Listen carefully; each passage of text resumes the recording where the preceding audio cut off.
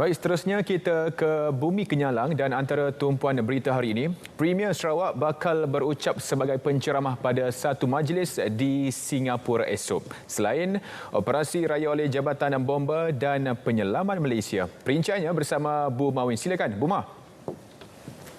Ya, Alif. Premier Sarawak Datuk Patinggi Tan Sri Abang Johari Tonopeng akan berucap sebagai penceramah jemputan pada Majlis Makan Malam S. Rajaratnam Endowment Dialogue 2022 di Singapura esok. Menurut kenyataan media, pejabat Premier Sarawak, penyertaan Datuk Patinggi Tan Sri Abang Johari pada dialog berkenaan adalah atas jemputan Yayasan Termasik dengan kerjasama Straits Times dan International Strategy Forum.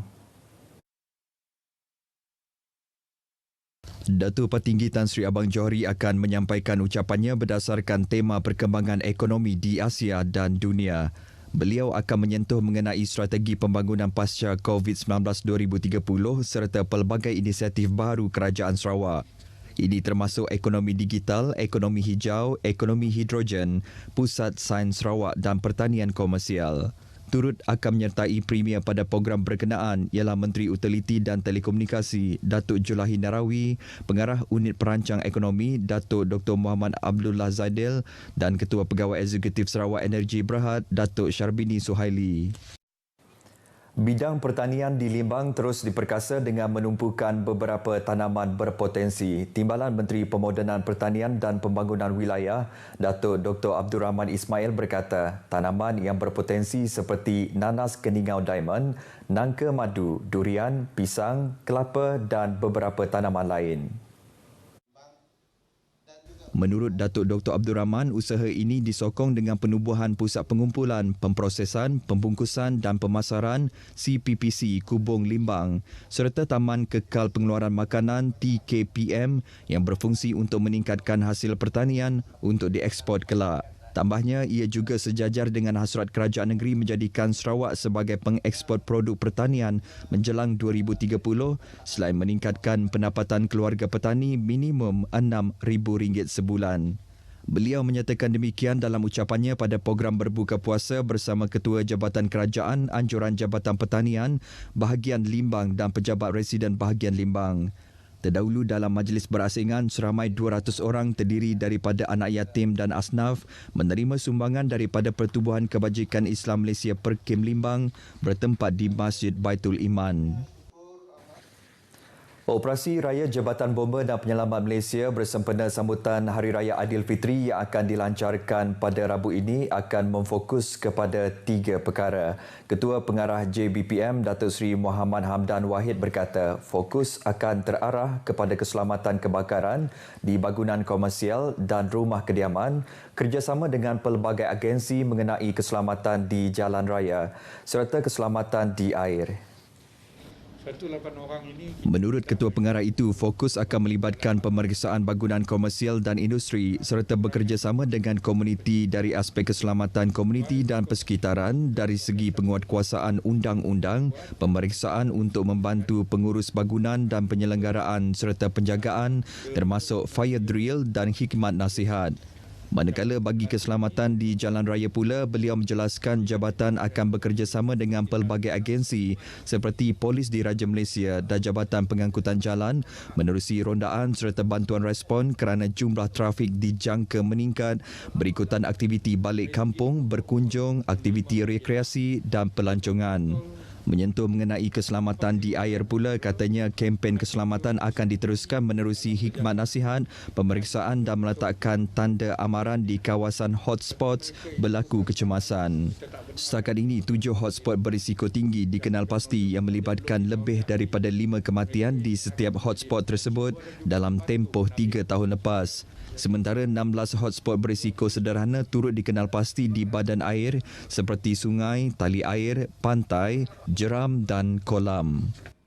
Jadi ketiga-tiga ini kita akan padukan di dalam kempen Raya Bomba, iaitu 1 minggu sebelum dan 1 minggu selepas.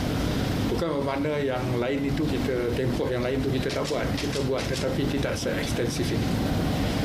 Dalam kita melaksanakan ini, kita pun mengambil tindakan untuk membekukan cuti kita hanya 20% dibenarkan bercuti. 80% daripada 13,500 kaki tangan kita akan kita kekalkan bertugas di sepanjang musim perayaan. Tambahnya 80% anggota yang bertugas sepanjang musim perayaan itu akan turut dibantu oleh 743 pelatih baharu. Ketua pengarah itu bercakap dalam sidang media selepas Majlis Anugerah Perkhidmatan Cemerlang tahun 2021 bagi JBPM Sarawak di Kuching. Seramai 95 kaki tangan JBPM Sarawak menerima anugerah masing-masing pada majlis tersebut.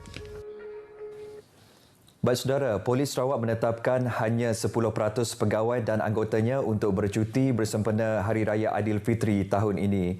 Pesuruhjaya Polis Sarawak, Datuk Muhammad Azman Ahmad Sapri berkata, walau bagaimanapun beberapa perkara akan dipertimbangkan jika berlaku hal-hal tertentu dan kecemasan.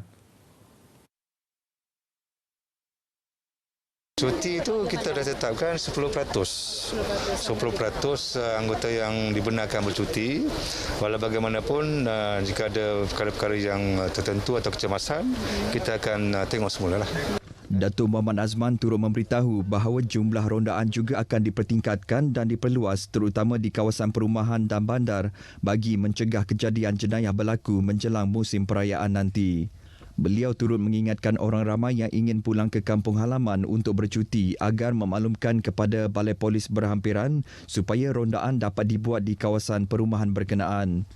Datuk Muhammad Azman berkata demikian kepada pemberita pada majlis berbuka puasa bersama warga frontliner Polis Padawan di Ibu Pejabat Polis Daerah IPD Padawan di Siburan. Terdahulu, Datuk Muhammad Azman membuat lawatan kerja rasmi ke IPD Padawan dan kemudian diberikan taklimat oleh Ketua Polis Daerah Padawan iaitu Superintendent Abang Zainal Abidin Abang Ahmad.